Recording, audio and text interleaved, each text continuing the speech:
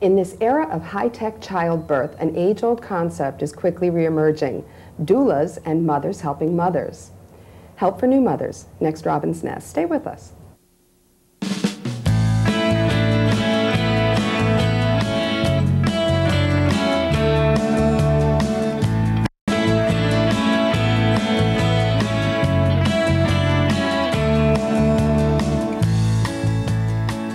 Welcome to Robin's Nest. I'm Robin Serdell. In the last few shows, we've talked about a number of postpartum mood disorders.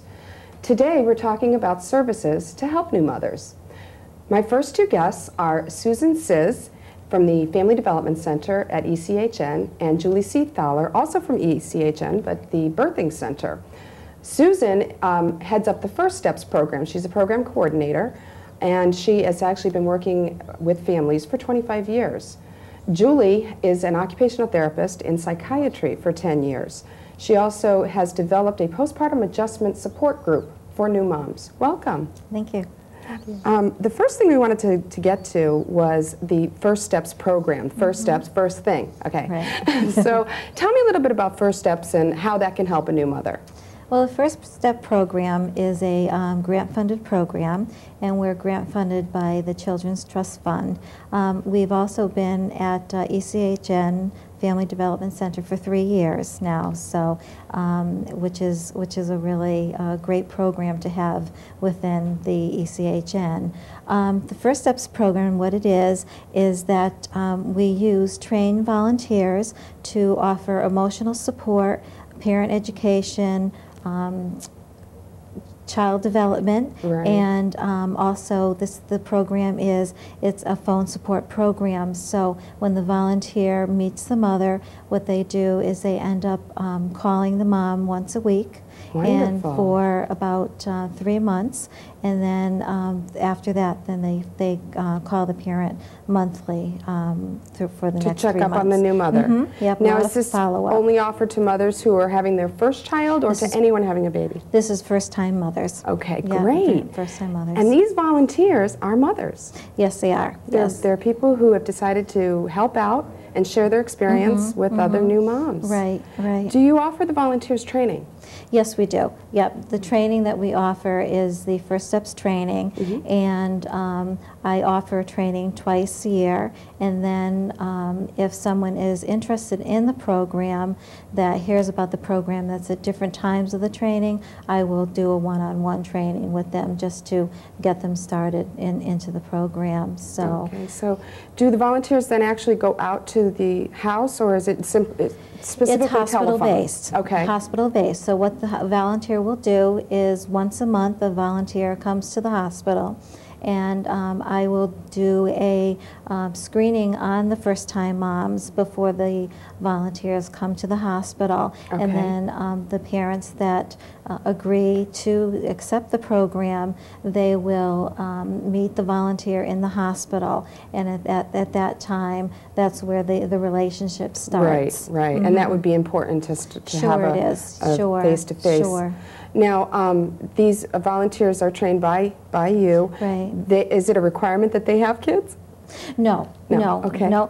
We, right at this present moment, we have about 19 volunteers, and some of them are just graduating from college, and they want to be involved in the program. They've had some parenting education classes through their field work, and they just want to start working in the field. And we also have retired mothers that are grandmothers themselves. What a great thing to do. So there's a wide range of ages. And this program is free. It's a free program. Okay. And it's a voluntary program, so the parents do have the choice if they would like to be signed up when I go to visit them in the hospital after delivery. Okay. So if they decide that they want to join, they could also at any time during the next 3 to 6 months, if they feel they're doing okay, they can tell their volunteer that they're doing fine and that they won't need the help any longer. Now, are the volunteers trained to spot things like signs of postpartum depression or any of those mood disorders that may come about? Yes, what we do is during our training, that is one of the areas of concentration is the postpartum depression, and we do give them signs that to recognize. I also, in the hospital, when I do the screening, I talk with the dad and ask him if he knows the signs of postpartum depression. Terrific. Yeah, so this way, because I think it's really important that the dad knows what to look for just in case there is a postpartum depression going on and, you know, the mother is not recognizing it. Okay. So. And Julie, you're also a childbirth educator. My understanding is that the signs of postpartum depression are being taught even in like Lamaze classes and early childbirth classes, so that because it is so prevalent, there are so many, even just the adjustment rather than, I mean, than being clinically depressed per se, but just that adjustment period, the life change, you know, is enough, along with the physical changes that are going on, to throw you into a depression, even a short-term thing. So this program's available for up to 6 months, is that what you said?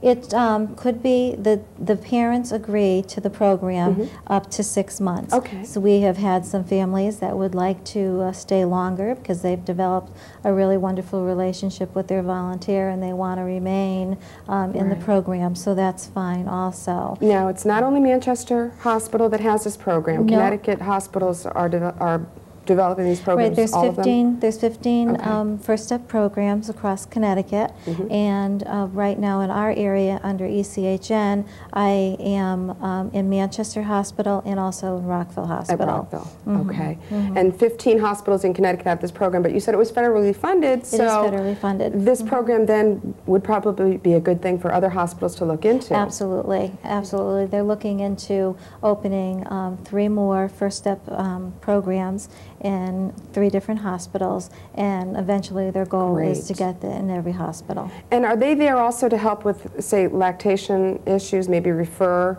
the mom? The volunteer, if there is a problem with lactation, the volunteer will make a community referral to like the lactation consultant at the hospital. We do have a community resource guide that gives all these numbers to the volunteers and also gives it to the parents at the time of intake. That's fabulous. Yeah.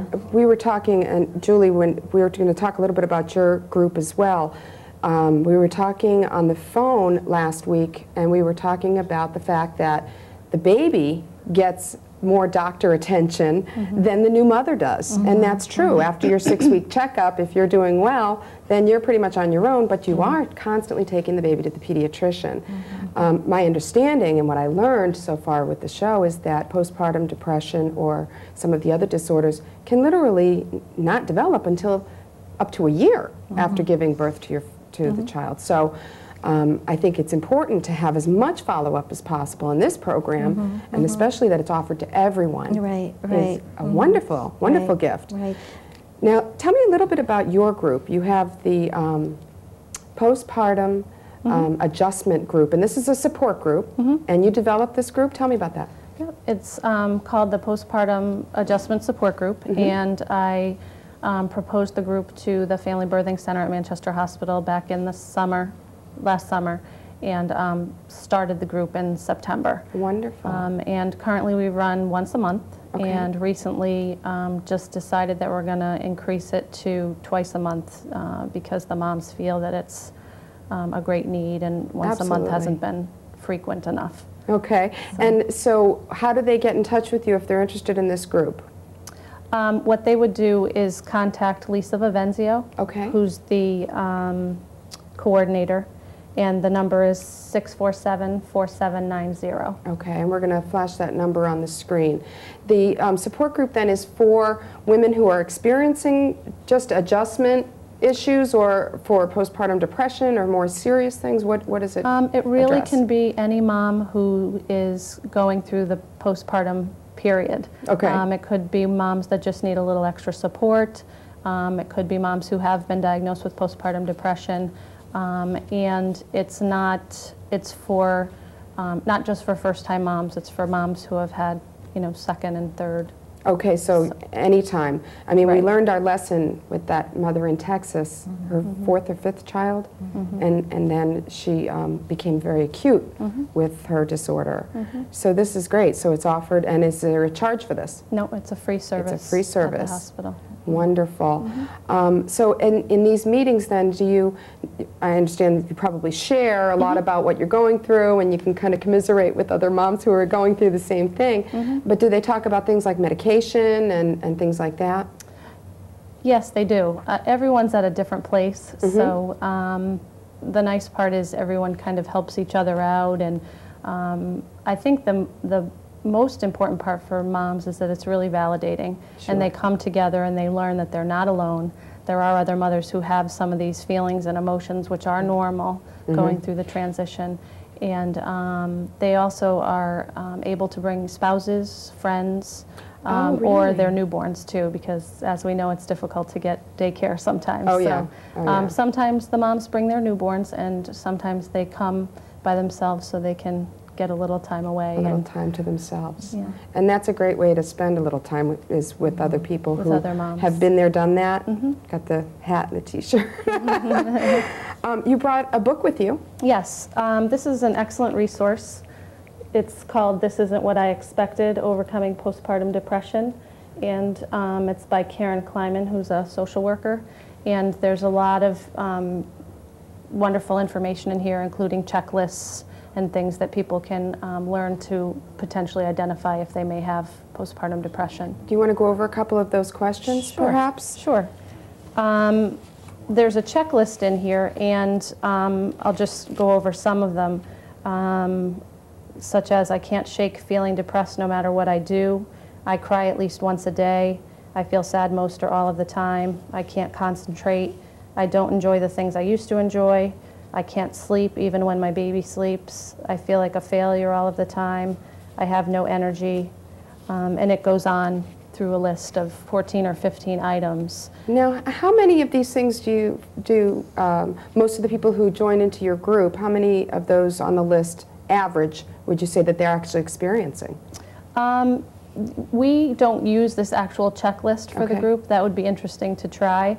But I think what this checklist says is that if you're experiencing 4 or more of the 15 items, and it's been at least 2 weeks postpartum, you need to call your doctor and look into it further. It may not mean that you have postpartum depression, but it's important. You know, early intervention is really critical. Absolutely, absolutely. And one of the things that we discussed before, and I want to say it again because it's so important, is that a lot of people have a perceived stigma about talking to their doctor about postpartum depression, afraid perhaps of being put off, oh, you're just a new mom. Well, this can be serious. And so getting help and having these things spotted early is important. And I just want to impress that again, that forget the stigma, get the help you need. Right? Now, Julie, you were actually a First Steps volunteer. Right. And how did that go for you? What was your experience with that? Well, I started probably about 1.5 years ago at this point, and I really just wanted to reach out to other mothers and give them that additional support, knowing that during my transition it was really important. And I've really enjoyed it. I usually carry 1 or 2 moms at a time, and it's really nice to connect with them and establish a relationship. It's nice for me as a mom too, because I can just make the phone calls from home, so it's, you know, it's really nice to be able to do that on my own time. But I think for them, they really look forward to the phone calls. And it's really validating for me to be able to help them and possibly give them some supports and resources that they may need. That's wonderful. And you shared with me that you yourself had experienced some adjustment problems, postpartum blues even, when Emily was born. Right, and you mentioned the stigma. I'm very aware of the stigma, being that I work in psychiatry. But I did experience a postpartum depression after the birth of my daughter, which I was not expecting at all, which most mothers do not. And they don't. They don't expect to feel this way. Right. It's such not a happy time. It's not a part of the happy time. Right. But fortunately, I have wonderful support, and for a brief period, I did require medications, which initially I wasn't thrilled about, but it was what I needed, and fortunately, it was very brief. It was brief. And many times that's the case, from what I understand, that medication can be for just a short period of time, or depending on the case, it could be for a longer period of time. But the difference, I'm sure, did you experience a difference from before medication and on medication? Absolutely. And we're not talking about anything that a lot of other people have not experienced, and therefore it's time to start talking about this stuff. Now, when you go into a hospital, you bring a package of goodies. I've been dying to get to your package of goodies. Yes, I do. Yes. Yeah. When the parent accepts the program, we have a whole bunch of information, and definitely one of the things that we do is making sure that we do have a brochure and a pamphlet in here called "Breaking the Silence" on postpartum depression. And that, again, is important. I want to just keep re-stressing that, breaking the silence. Right, breaking the silence. And also we have a first step calendar. Oh, look at this. How cute is that? Right. And then if you can open it up. Okay. You will see that they have stickers. Great. I had one of these or something similar with my kids. You put the sticker on the date of their milestone, right? Exactly. I love that. And we've heard that a lot of dads love this calendar, so I kind of go in there and say that this is the dad's job to do the calendar. Wonderful. So that's really nice. And then also we also offer a CD. It's Stop Crying, which is a heartbeat musical therapy for the baby. So, I would have loved this, especially with my first one. When I was into picking him up every time he cried. To have something like this would have been great, because he loved to sleep on my chest. Did he? And same thing with Daddy. He liked to sleep on Daddy's chest. You know, they can hear the warm and snuggly. This is wonderful. So, thank you so much for being here and bringing us all this wonderful information. The Family Development Center's number for the First Steps program is what is it, 860-646? 1222, extension 2457. And they ask for you. Yes, they Susan? could ask for me. Okay, great. Thank you so much for sharing this time with me. Thank you. When we come back, we're going to answer the question, what is a doula? Stay with us. How would work out?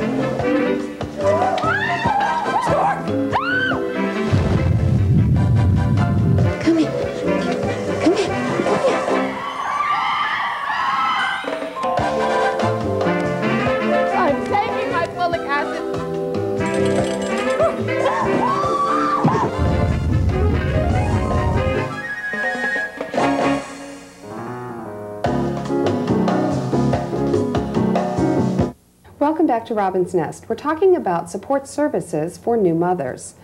My next guest is owner of Mother to Mother, a doula services company out of Farmington, Connecticut. She's a proud mother of 3 children. Please welcome Barbara Kasha. Hi, Barbara. Hi, Robin. Thank you for coming. Thanks for having me. Okay, the question of the week is, what is a doula? What is a doula? If I had a penny for every time I heard that one. A doula is a woman who's experienced in childbirth, who offers informational, emotional, and psychological support to a new mom when she brings a new baby home, either through birth or adoption. Wonderful.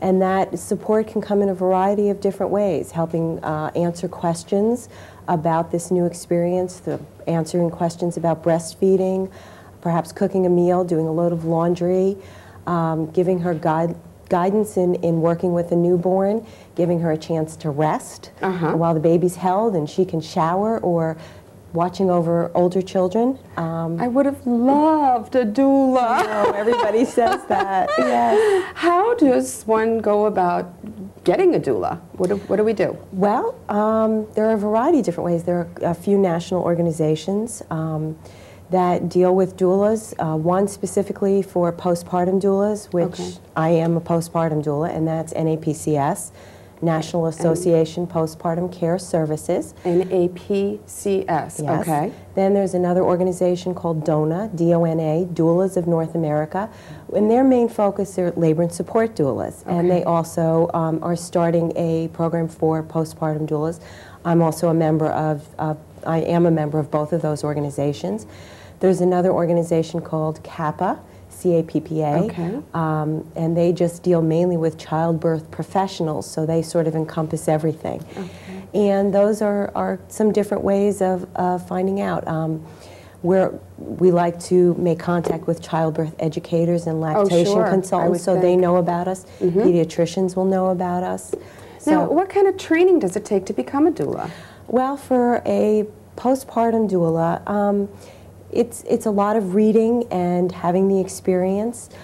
Experience meaning that you're a mother yourself? Yeah, there are women done this. Yes, I personally feel that helps. There are women who are postpartum doulas who have not had children, but they're very nurturing and they have the head and the sense and the feel for it. Yeah. The women who work with me through Mother to Mother have gone through a 3-day training where we go over newborn care and sibling care and mom care, and working with dads also, because helping them through this transition. There are a portion of the program that it is taught by a woman who is proficient in breastfeeding issues. Oh, great. And she teaches breastfeeding to new moms. There's another woman who teaches a portion of the program who is a postpartum specialist, so that all the doulas who work with me are familiar with everything from postpartum blues to full-blown psychosis. Wonderful. We don't do medical intervention, but just in the sense of being able to recognize the Absolutely, and that extra set of eyes we were talking about in the first half of the show, that extra set of eyes is so important. Absolutely. Just so that if we do see something going on, we can bring it to someone's attention, the dad or a mother or mother-in-law, and say, something more needs to be done here. Sure. Now, a doula is not a housekeeper.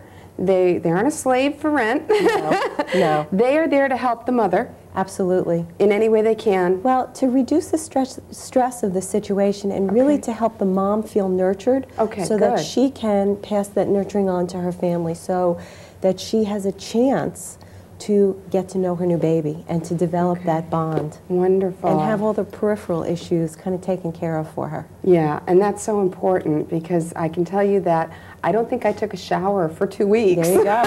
There you go. And you're not alone. And at least with the first one. With the second one, I was a little more educated and a little more experienced, and I knew that, you know, to leave the baby in the crib and let her cry for a few minutes was going to be okay for me to take a shower. Right. But especially with the first child. And that comes as a big surprise to a lot of new moms, especially with the first one. They think that everything is going to be fine. It's like a magazine ad where they look showered and made up and the baby's calm, and that's like, not the reality. Real people. Yeah. That's not it. No, it's not. It is wonderful, and there's so many wonderful things about it, but it is such a transitional time. And I tend to believe that moms who, because I was a woman who waited a little longer to have children, the longer we wait, the more we've been dying to have these kids, and so you want to do everything perfectly, and you kill yourself over it, basically. It's true. So, very true. Great. Now, if someone wanted to become a doula, what would they do? Would they contact an organization like yours? Absolutely. They could contact me. It depends on the type of doula that they felt inclined to go towards. If they wanted to work towards becoming a labor and support doula, there are some very... This is someone in the labor room? Yes. Wonderful. Yes. And a good place to start would be to contact DONA, Doulas of North America. And there are very specific guidelines. When you're looking at labor support work versus postpartum work, you're in a medical setting. And so the training and what you need to go through to become a labor and support doula is a bit different. Postpartum, we mimic the women in communities, parts of aunts, mothers, sisters who used to be part of the community, who would naturally come in and help take care of a new mom. And because of changes in our society, people living farther apart, women having babies later in life, their family members are not necessarily available to them. That's kind of gone by the wayside. So this service is great. Now, and this would make a great shower gift. It would make a great gift. You get everyone in the office together and pool your money and buy a doula for... How long does... I've been a present. Have you been a present? I've been a present. Come with a big bow now. Yes. Now, how long would someone, say, purchase a doula service for? You know, everybody's different. It depends on what their needs are. I guess as an average, I would say that an average a contracted time is 25 hours. I've been with families for as little as 9 hours and as long as till the baby turns 6 months old. Every family's needs are different. Wonderful, wonderful. So what can you tell me then about how you identify, or how a doula might identify some of these postpartum disorders that could come about when she's there? What would she do at that point?